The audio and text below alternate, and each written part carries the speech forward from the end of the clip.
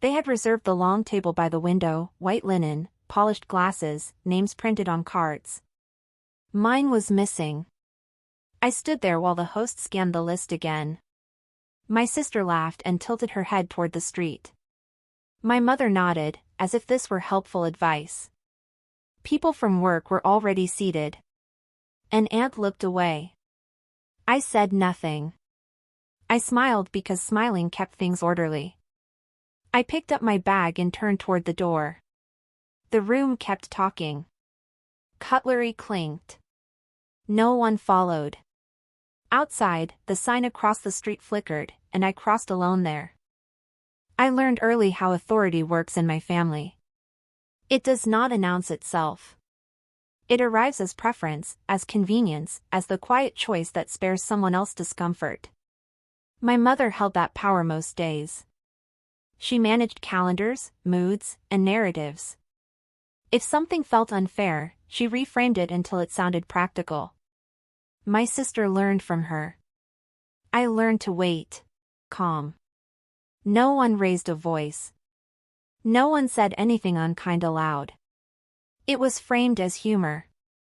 As advice. As something I could handle. I felt the familiar tightening in my chest, the urge to smooth it over.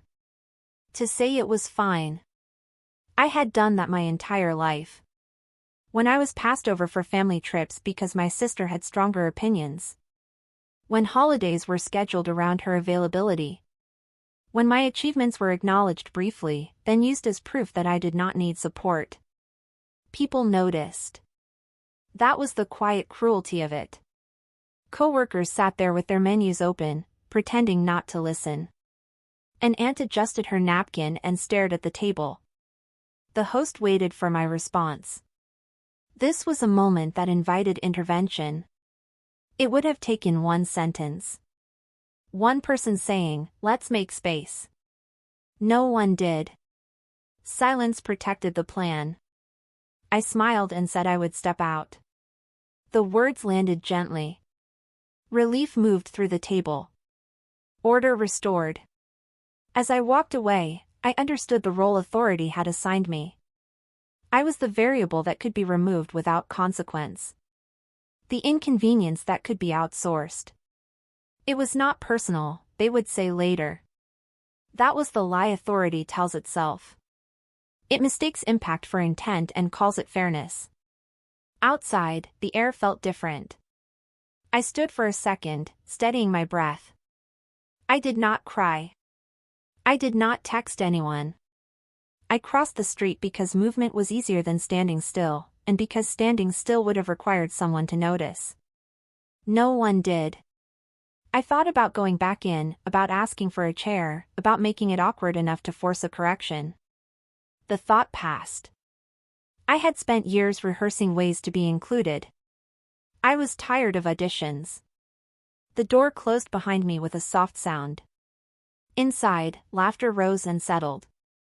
Outside, I chose not to wait for permission anymore, and that choice, quiet and unshared, felt heavier than the bag on my shoulder as I kept walking without looking back once more. By the time I found a seat at the bar, the pattern was already clear. This was not a misunderstanding that could be fixed with a conversation. It was a repetition. I had been edited out before, just with better lighting. Growing up, my sister's milestones came with rehearsals. Mine came with reminders to be flexible. When she moved apartments, the family helped pack. When I moved, I borrowed a car. When she needed money, it was an investment. When I needed it, it was a lesson. I was praised for being independent, then punished for not needing much. At family gatherings, my role was predictable. I arrived early. I left late. I took photos instead of being in them. If something went wrong, I was expected to understand.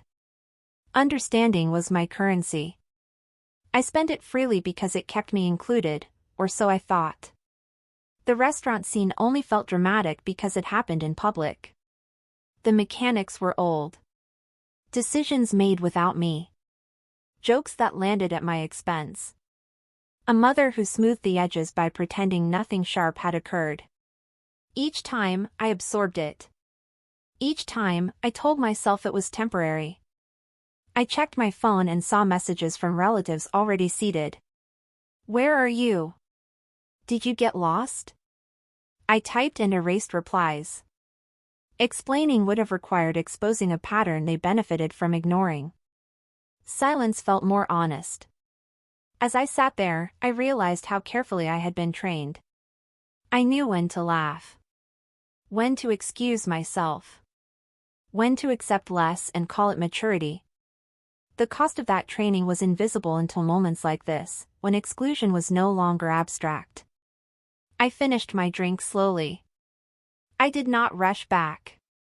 I did not wait for an apology. I watched people pass the window and felt a strange steadiness. This was not a bad day. It was confirmation. The realization did not hurt as much as I expected. It clarified. I was not unlucky. I was assigned a place, and it was outside. I paid my tab, thanked the bartender, and stood. Across the street, the windows reflected the celebration I had left. I did not wave. I did not hide. I walked past the glass at my own pace, aware of my outline, intact, finally visible to myself. That awareness stayed with me, steady and unarguable, as the night continued. The boundary crossing occurred later that evening, quietly, without drama. My phone buzzed with a message from my mother asking where I had gone. I replied that I had stepped out. She sent back a photo of the table, all smiles, glasses raised. She wrote that everything looked perfect and that I should not be sensitive. Minutes later, my sister posted a short video. The camera swept the restaurant, then paused at the empty chair. A caption appeared with a laughing face. People from her office commented. Someone asked why the seat was empty. She replied with a joke. It was light, she would say. It was public. That was the line. Turning exclusion into entertainment. Using my absence as a prop. I felt the old reflex to fix it, to call, to explain, to ask for the post to come down. The reflex failed to arrive. In its place was a calm decision I did not announce. I muted the family thread. I removed myself from shared albums. I changed my emergency contact. I booked a car home instead of returning. Each step was small, practical, irreversible. No speeches.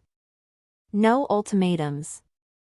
At home, I put my shoes by the door and washed my hands. I noticed how ordinary the room felt. I ate something simple. I slept. The next morning, messages waited. Some were cheerful. Some were confused. One asked why I had disappeared. I did not answer. I was done asking to belong where my absence was funny. The boundary did not require their agreement. It required my participation, which I withdrew. I went to work, finished my tasks, and kept my voice even. When my mother called at lunch, I let it ring.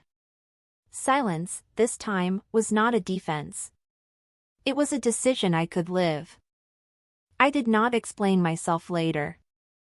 I adjusted my routines and let time do the work people avoid. I stopped attending events framed as obligations. I answered messages with logistics only. When money came up, I redirected it through formal channels. Birthdays passed quietly. The noise faded. Consequences unfolded without my help. The restaurant photos circulated with captions that aged poorly. Someone tagged the location across the street and joked about class. Screenshots traveled.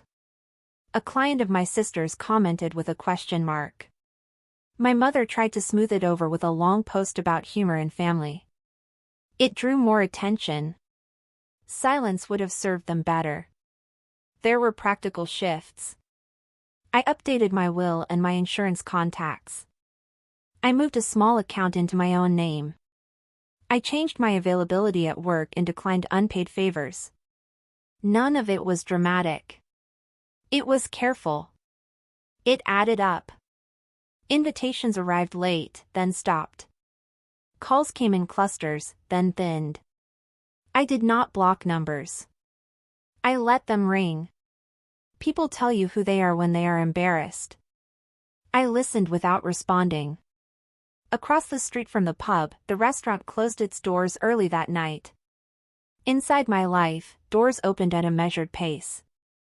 I spent weekends with people who made space without asking me to earn it. I learned the relief of sitting down where my name was expected. Peace was not loud. It looked like morning light on a clean table. It sounded like my phone staying quiet. I kept my dignity by keeping my distance. I kept moving forward, unburdened, no longer explaining why I deserved a seat. The future felt plain and workable, and for the first time, that simplicity did not scare me. It felt honest, enough to choose daily calmly.